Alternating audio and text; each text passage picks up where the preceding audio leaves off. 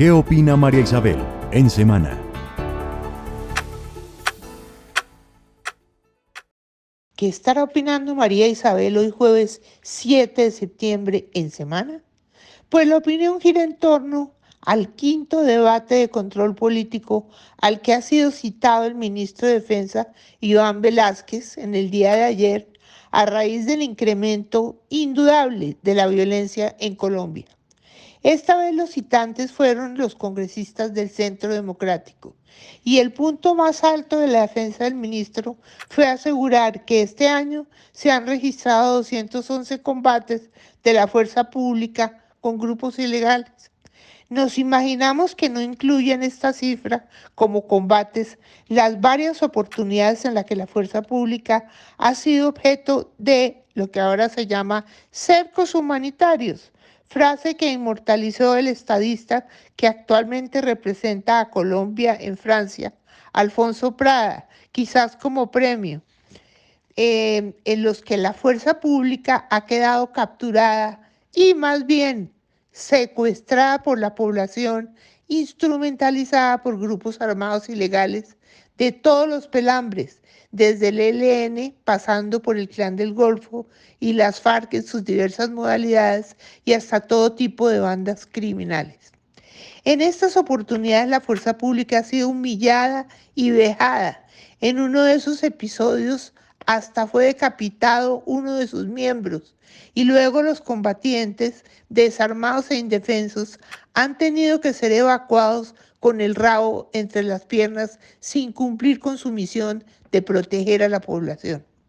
El ministro Iván Velázquez no hizo referencia a semejantes fracasos, tampoco al que por ahora registran las acciones tendientes a promover la quimérica paz total del gobierno, como las negociaciones que se adelantan en medio de ceses al fuego que solo son cumplidos por un lado, el de la fuerza pública, atada de pies y manos para adelantar acciones ofensivas.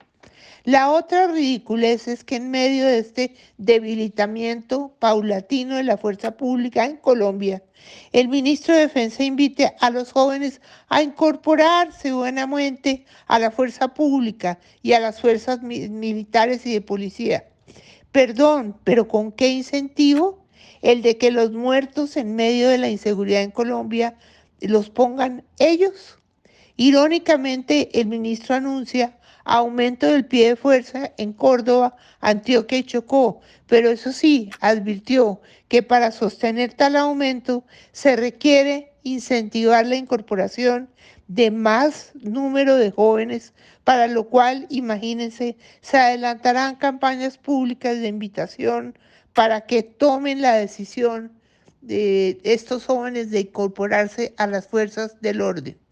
En medio de todo, pululan los gestores de paz, que pasaron, como quien dice, de la cama al calzón, es decir, del delito a la libertad. Todo ello dizque para que la disminución de las acciones armadas beneficie a las comunidades con un cese de hostilidades. Y asegura el ministro que los uniformados tienen claro el deber constitucional que les impone defender a los ciudadanos y enfrentar a los grupos armados que incumplan el cese al fuego. Pero es todo lo contrario.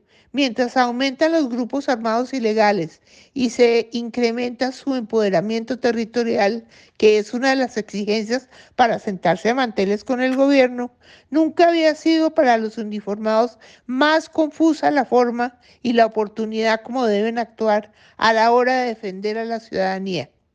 Celebra la disminución, el ministro, en el número de homicidios, pero le quedaría imposible negar el incremento en los secuestros, en las extorsiones, en el hurto a personas y hogares. Mientras tanto, bueno, y de reclutamiento de menores, ¿no? Mientras tanto, de la incorporación de varios militares a los grupos de verificación de estos frágiles ceses al fuego, lo único que se vislumbra es que este gobierno termine de lagartizar a nuestra fuerza pública. En una de sus respuestas alguno de estos días, el despistado ministro Velázquez respondió que ante determinada explosión de violencia de un nuevo conflicto territorial, pues tocaría enviar a la zona a un nuevo pelotón.